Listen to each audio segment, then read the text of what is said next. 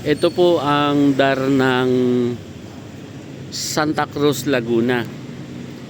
Ngayon po ay merong po tayong aasikasuhin na tungkol po ito doon sa CLOA sa Santa Maria, Laguna. Kumukuha po kami ng Certificate of Condonation. Yan, para doon sa isang property na itinatransfer po natin. Ang pagkakaiba po ng CLOA sa Santa Maria, Laguna at sa Real Quezon,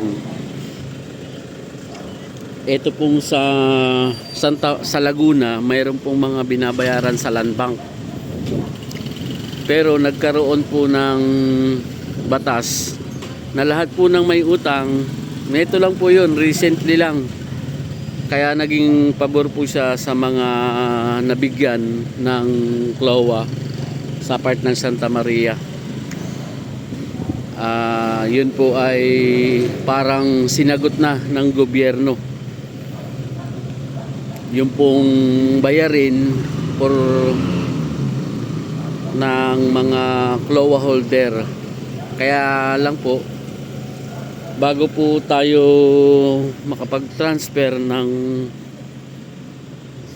doong nung dokumento na yon, hinihingi po sa atin yung Certificate of Condonation na katunayan na napasama siya doon sa nailibre ng gobyerno.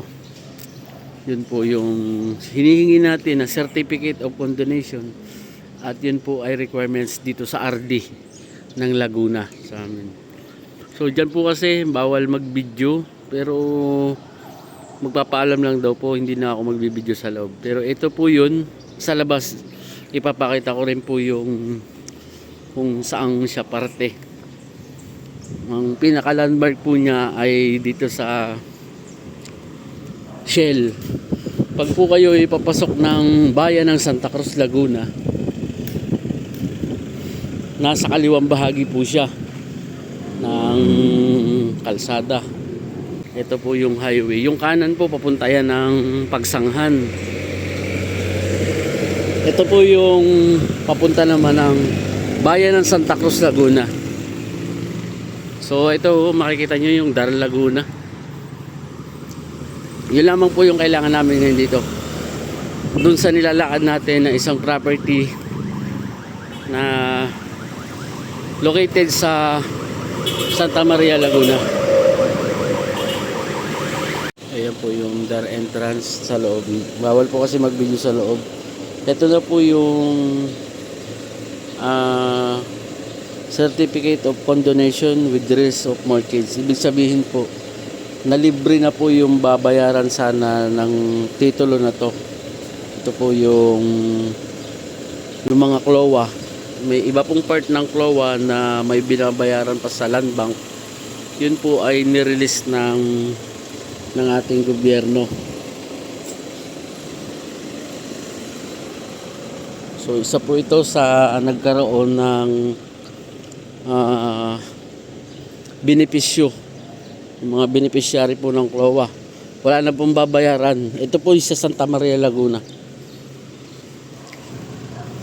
Yan po yung opisina ng DAR dito po sa Santa Cruz, Laguna. Ha?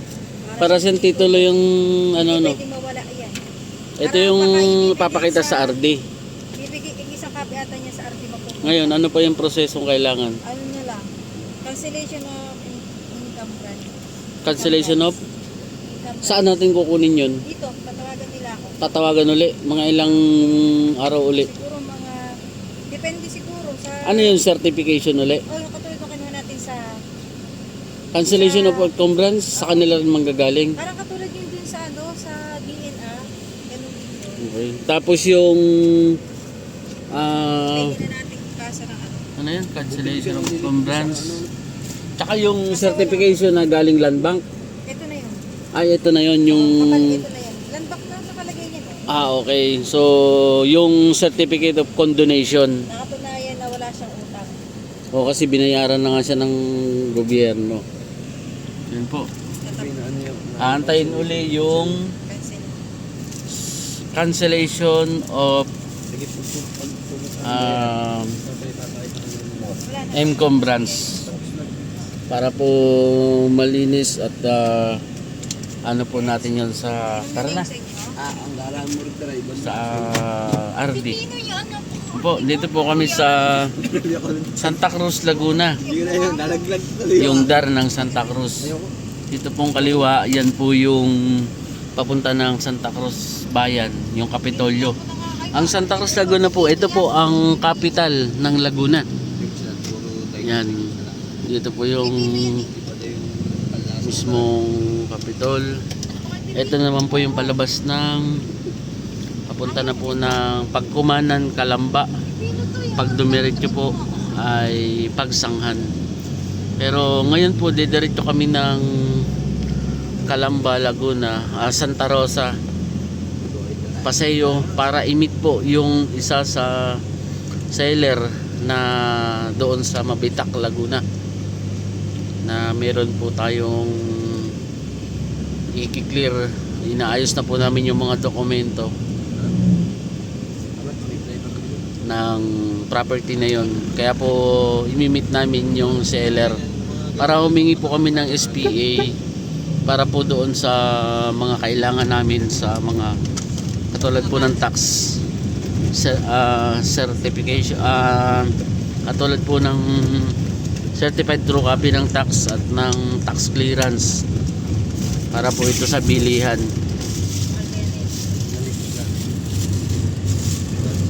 Yan po yung activity natin ngayong araw. Bukod po dun sa mga site viewing, tripping, pagka po wala pong schedule ng tripping, ito naman yung kailangan nating ayusin. Yan po, Pagsanghan, Manila. Yung i-meet ang mga seller ng mga property.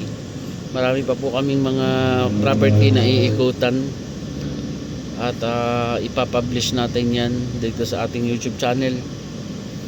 Kaya po sa mga viewers namin, much better po na nakasubscribe din po kayo para mas updated po kayo dun sa mga susunod po namin i-upload. Tayo na rin po ang nag-aayos ng mga dokumento para po yung mga proseso sa bilihan, at nasa atin din po yung due diligence na kinakailangan sa bilihan bago po magkaroon ng maayos na kasunduan ang ating pong seller at buyer. Yan na po. Yan, diretso po na yan. Papunta po yan ng Pagsanghan. Pagdating po ng Pagsanghan, yung simbahan, yung kanan po ay papunta ng Luciana, yung kaliwa po papunta ng Siniloan. Ito naman po, pag diniretso, yan naman po yung papunta ng Calamba, Laguna, Los Baños, Laguna.